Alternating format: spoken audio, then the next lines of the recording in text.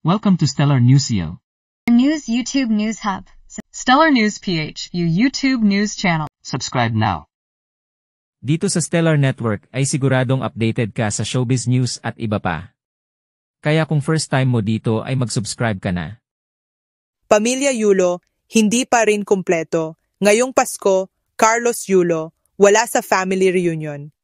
Maraming Pilipino ang nag-abang kung magkakasama at magkakaayos na ba ang pamilya Yulo at ang kilalang Olympic gymnast na si Carlos Yulo ngayong Kapaskuhan. Sa kabila ng mga panalangin at hiling ng mga netizens, na sana'y magbaliktahanan na si Carlos upang ipagdiwang ang Pasko kasama ang kanyang mga magulang at mga kapatid, tila hindi pa rin natuldukan ang isyu sa pagitan ng pamilya. Mga panauhin at panalangin ng mga tagahanga sa mga social media platforms, makikita ang samut-saring mensahe ng mga taga-suporta ng pamilya Yulo. Marami ang nagpahayag ng kanilang pagnanais na sana'y magkaayos na ang pamilya at tuluyan ng maibalik ang sigla at pagkakaisa ng kanilang samahan. May mga netizens din na nagsabing tiyak na magiging mas masaya ang Pasko ng pamilya kung uuwi si Carlos sa kanilang tahanan. Ayon sa kanila, wala nang hihigit pa sa pagkakaroon ng isang kumpletong pamilya sa pagsalubong sa Pasko at Bagong Taon. Kapaskuhan ng walang kaloy, ngunit sa kabila ng mga pag-asa, nabigo ang mga umaasang magkakaroon ng masayang reunion ang pamilya Yulo ngayong taon.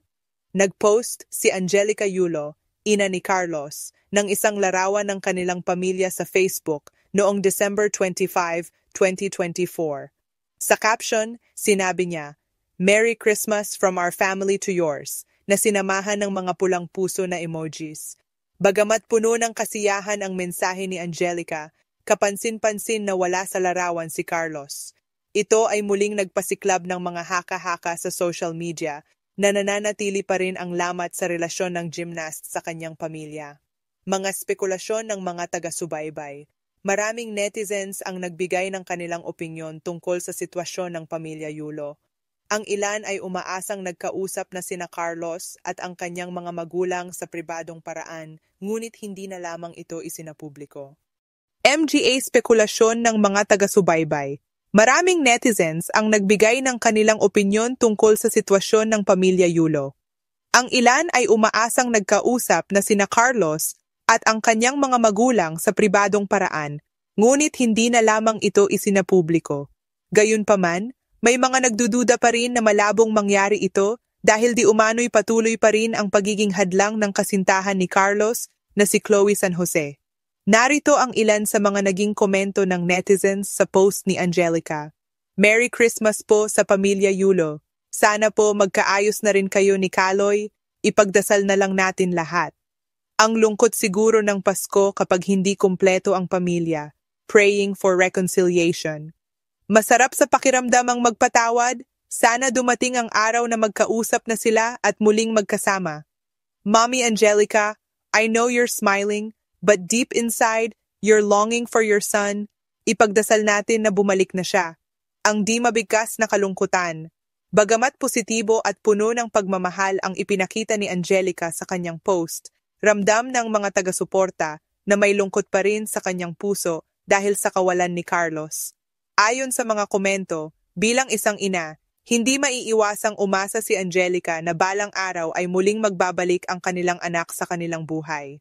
Isang netizen ang nagsabing, "Merry Christmas po Nanay Angge at sa buong pamilya Yulo. Sana dumating ang panahon na muling mabuo ang inyong pamilya. Huwag kayong mawala ng pag-asa, may awa ang Diyos." Issue sa pagitan ng pamilya at ng kasintahan ni Carlos. Isa sa mga itinuturong dahilan ng lamat sa relasyon ng pamilya ay ang kasalukuyang kasintahan ni Carlos, si Chloe San Jose. Marami ang naniniwala na malaki ang naging impluwensya ni Chloe sa desisyon ni Carlos na lumayo sa kanyang pamilya.